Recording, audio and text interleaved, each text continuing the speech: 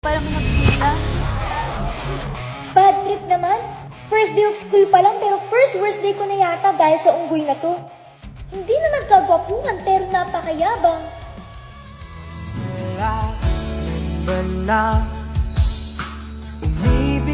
Ay, parang... Are you the new student here? Miss... You can call me Althea, sir.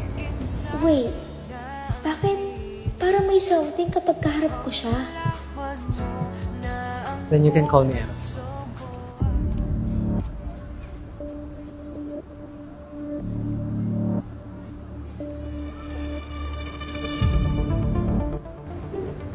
Well, I know it was my fault na nabangka kita. Pero hindi ko naman sinasadya eh. Kung itulak mo ako, napaka-rude nyo naman ata dun, sir. You know how much I bought the shoes? Mas mahal pa to sa tuition fee mo. Mahal pala eh! Hindi wag mo suotin! Baka madumihan, di ba? Nakakahiya naman. Ano ba yung sasabi mo? Dati ka bang baliw? Guys, sit down. Paano natin mareresolve yung problema kung nagpapataasan tayo ng boss dito? Let's keep it civil. Please.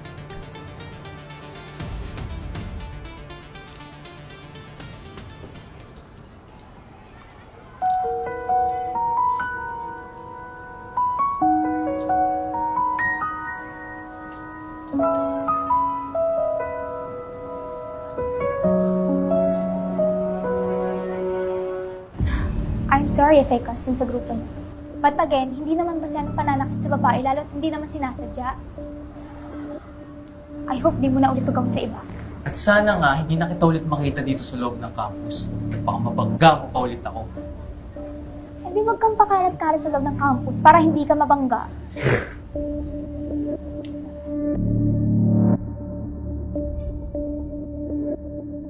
Grabe ka, girl.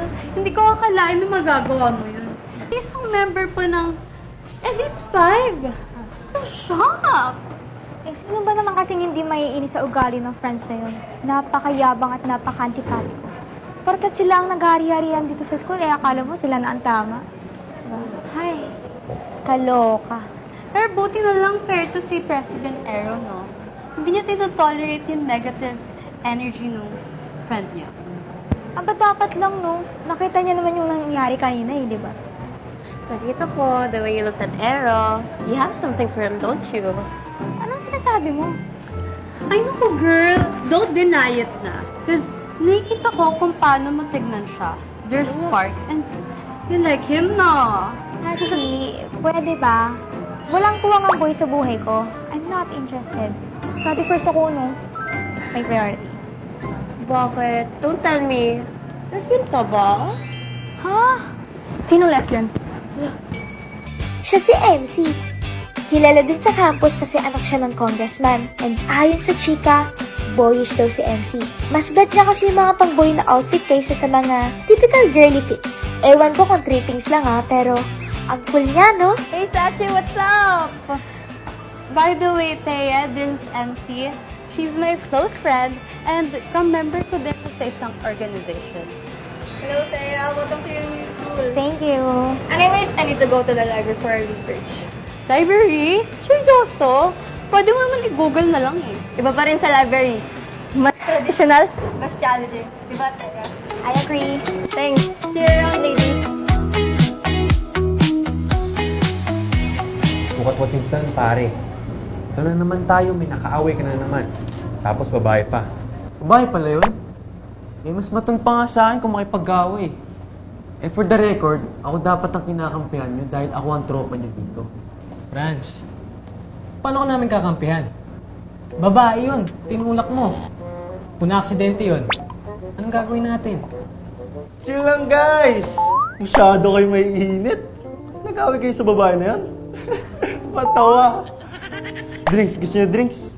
Bili ako, order ako, dali. Ano? No minus bro. May klase na rin ako in a few minutes. Pero alam niyo mga bro, bilib ako sa babaeng yun. I mean, palaban eh, tsaka hindi niya inurungan si Franz, di ba? Tapang, no? Oo nga no. Mukhang may nahanap ng katapat si Franz. Exactly, bro. That's what I said.